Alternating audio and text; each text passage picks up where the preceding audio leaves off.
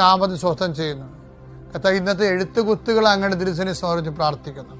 പ്രമാണം ചെയ്യുന്നവരുണ്ട് ഈശോയെ, ഭാഗോടമ്പടി ചെയ്യുന്നവരുണ്ട് ഈശോയെ, സ്ഥലം അളക്കാൻ പോകുന്നവരുണ്ട്, അതിർത്തി തർക്കം ഉണ്ടാകുന്നവരുണ്ട് ഈശോയെ, അവിടെയെല്ലാം സങ്കടപ്പെടുന്നവരുണ്ട്. എന്ത് കാര്യത്തിലാണോ എൻ്റെ ദൈവപൈതലെ നീ സങ്കടപ്പെടുന്നത്, അവിടെ നിൻ്റെ കൂടെ മാലാഖയും പരിശുദ്ധ അമ്മയും കൂടെ ഉണ്ടാകും. കർത്താവ് സെൻഡ് ചെയ്യണതാണത്. നീ ധൈര്യമായിട്ട് പോകാം. എപ്പോൾ പോകുമ്പോഴും പ്രാർത്ഥിച്ചുകൊണ്ട് നിൽക്കണം.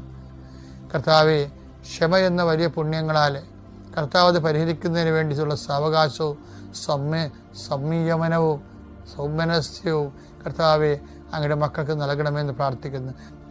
കർത്താവെ, കുടുംബത്തിൻ്റെ ജീവസന്ധാരണ മാർഗത്തിന് വേണ്ടി ജോലി ചെയ്യുന്നവരുണ്ട്, ദൂരങ്ങളിൽ ജോലി ചെയ്യുന്നവരുണ്ട്, അവർക്ക് വിസ പ്രോസസ്സിങ് നടക്കുന്നവരുണ്ട്, അത് വിസ വീണ്ടും പുതുക്കി കിട്ടാത്തവരുണ്ട്, സങ്കടപ്പെടുന്നവരുണ്ട്, കുടുംബസമയം ജീവിക്കാൻ പറ്റാതെ തിരിച്ചു പോരാൻ വേണ്ടി വേദനിച്ച് ജീവിക്കുന്നവരുണ്ട് ഈശോയെ.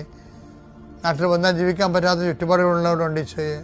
നാട്ടിലെ വീട് പോലും വിറ്റുപോയവരുണ്ട് ഈശോയെ. ഇങ്ങനെ പലതരത്തിൽ വേദനിക്കുന്നവർ സങ്കടത്തോടെ അങ്ങയുടെ തിരുസന്നിധിയെ പ്രാർത്ഥിക്കുന്നുണ്ട് ഈശോയെ. കുടുംബത്തിൽ എപ്പോഴും കലഹം ഉണ്ടാക്കുന്നതിന് വേണ്ടി, സ്വന്തം കഴിവുകേടുകളും നിറവുകേടുകളും മറച്ചു വെക്കുന്നതിന് വേണ്ടി, കണ്ടവരുടെ മനുഷ്യൻ്റെ കഴുത്തേ കയറിക്കൊണ്ട് എപ്പോഴും ഒരു ചർച്ചാ വിഷയമാകുന്ന വ്യക്തികളെ ഓർത്ത് അവരുടെ മാനസിക രോഗങ്ങളെ സുഖപ്പെടുത്തണമെന്ന് പ്രാർത്ഥിക്കുന്നു. എൻ്റെ കർത്താവിൻ്റെ ഉന്നതമായ നാമത്തിൽ, സഭയുടെ അധികാരത്തിൽ, കുരിശിൻ്റെ അടയാളത്തിൽ തിന്മയുടെ ശക്തികൾ യേശുനാമത്തിൽ ബന്ധിക്കപ്പെടട്ടെ.